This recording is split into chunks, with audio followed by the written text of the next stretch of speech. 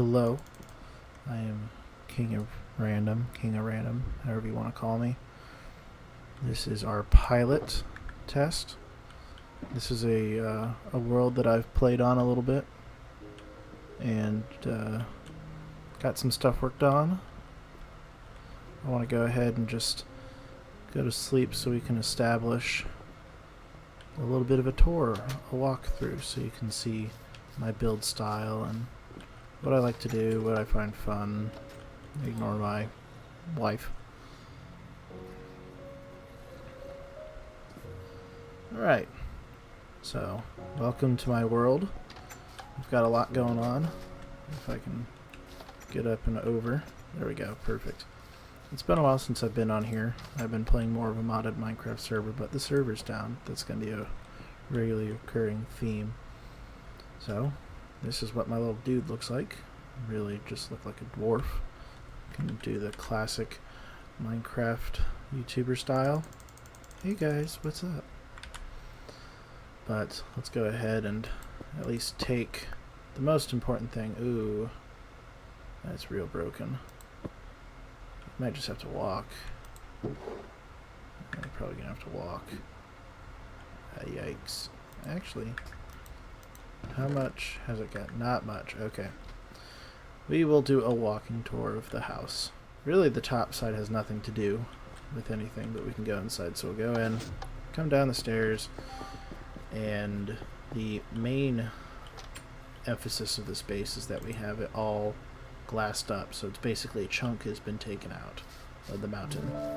So over here we've got this panda I liberated from its lovely little habitat.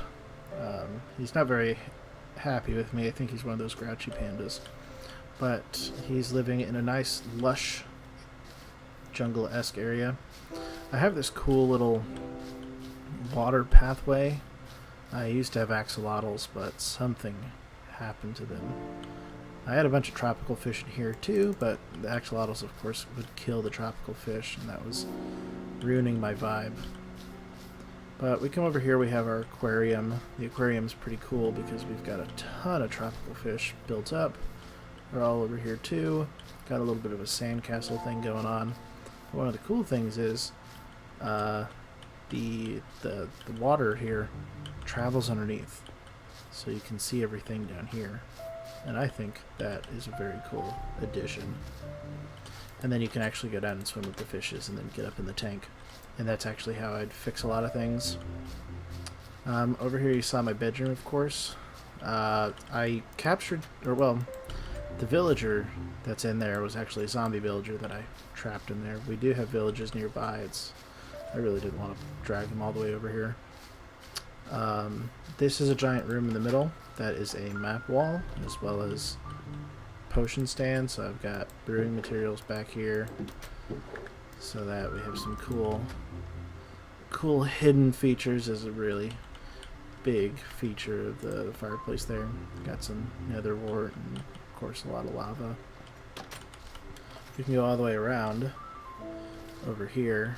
I wanted to go for a more natural vibe, so no torches. I went more of a jack-o'-lantern route. Let's see. Over here we've got some wool farming.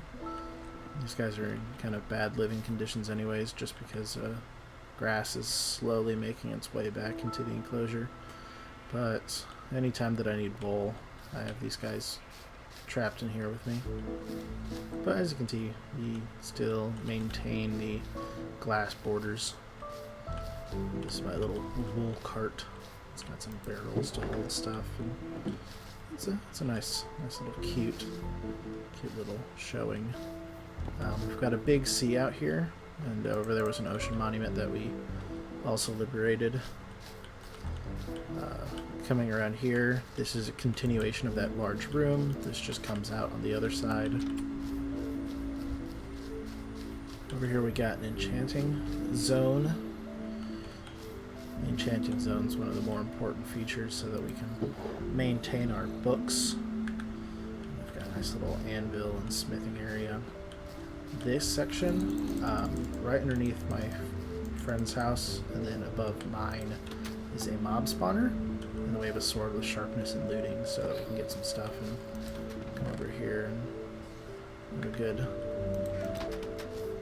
good collection of things, but it can be a little noisy, which I'm not too fond of. Down this direction we have our little tree and sugarcane farm, trying to keep with more of a naturalistic vibe.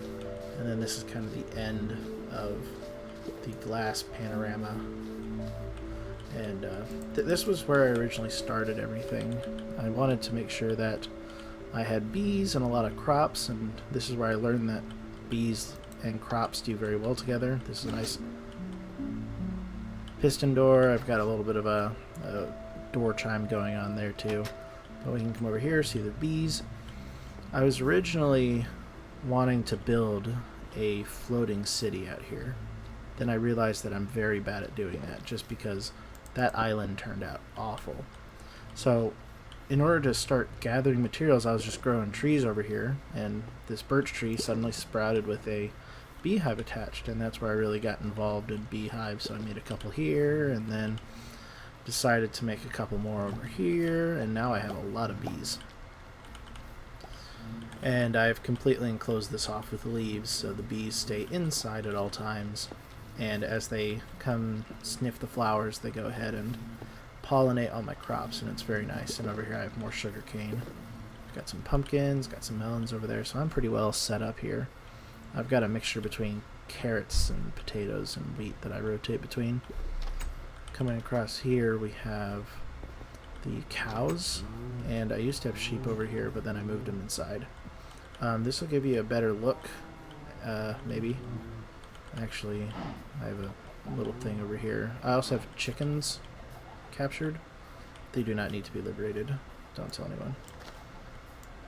But we can climb up here. This shows that I'm very invested in my world and the aesthetics. As long as I can't see it, I'm okay with it. But here's an outside version, and that's part of the little castle. I wanted to make the castle more of like a little courtyard thing, so I built like a little outer wall, and there's a gate over there. But in that direction is another friend's house, and if I had my elytra fully charged, then I'd be able to show you guys that too.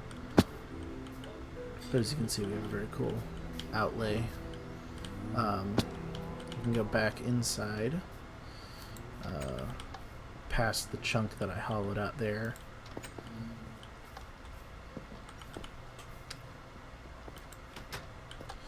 And here's my little base of operations. So I've got a general array of all my goodies. Most of it's just large collections of base world materials.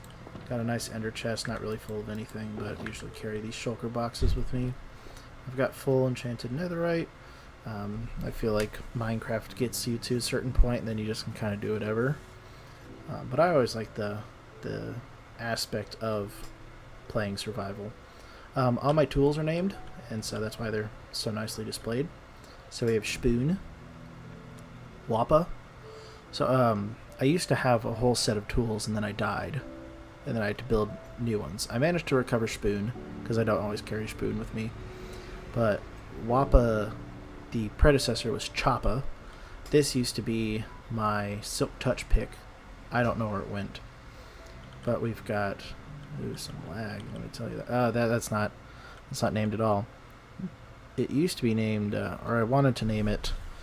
This is my fortune pick, so I wanted to call it. The original predecessor was fortune, and then there was glory. So I think this one is fortune. This was glory. Over here we have point.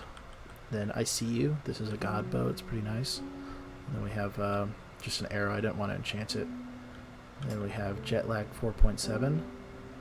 And then the armor is named as well. So we've got Yankee, like Yankee with no brim. We've got Hefe. Ooh, that's not good. We got Pantalones. And then we've got Tim's. Of course, very cultured. And then I think one of my favorite things is the little Alps horn here. Found it in a pillager hut. I've just got barrels sitting everywhere. This is my auto smelter. It's been pretty nice because I'll just go into the nether, grab a bunch of lava, bring it back, and then it just smelts down all these materials that I throw in here. It's pretty beneficial in the long run. So coming back out here, I don't know if this is cheating. It's definitely an exploit of the game, but part of our this is right underneath the area that I was standing earlier. Part of our expert levels is the fish farm. So we have some special fishing rods that get us lots of loot. And some would say that's cheating. I may or may not be partial to it, but I think it's fun.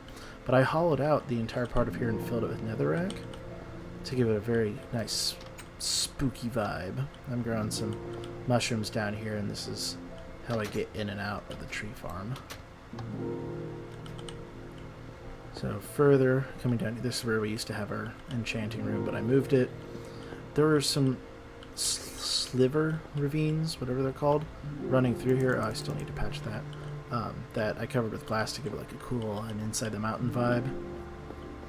But crawling all the way down here. I've got a water elevator. I'm just not taking it to show it all off. The outside of the wall is nice and decorated like that with some pillars and some lanterns.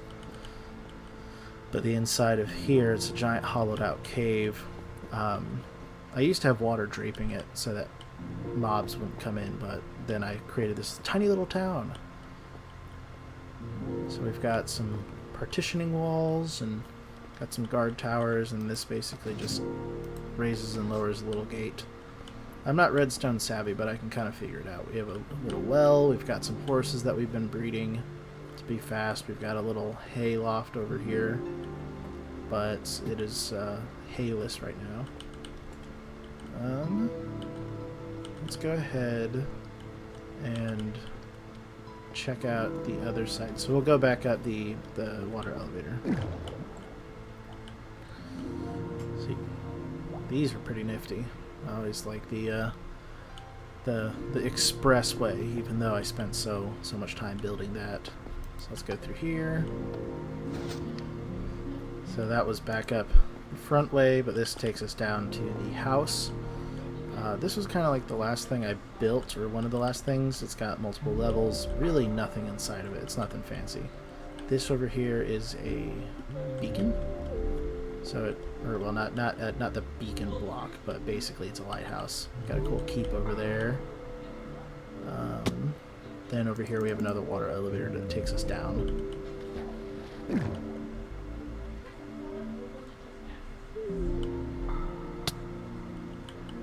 So this is inside the large castle piece. I wanted to put like a courtyard in here, maybe like a banquet hall.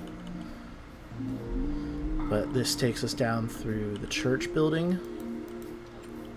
I wasn't feeling super creative, so I went ahead and kind of stole this design from the internet and stole the design for the guards keep over here. This is where we have another stable. I should put more gates around here. Over here I was thinking of putting like a cool water feature where you can go underwater to get out. But we've got the outpost, and then over here we have a little gate piece.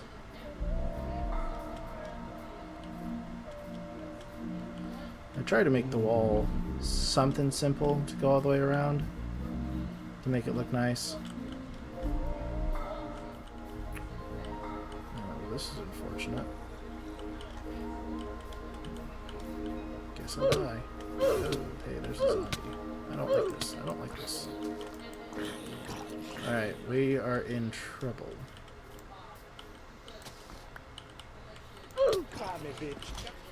Ew, who will finish each other first?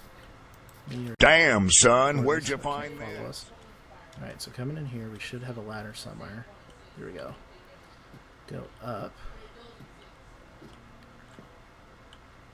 I somehow decided not to give any video-esque shots.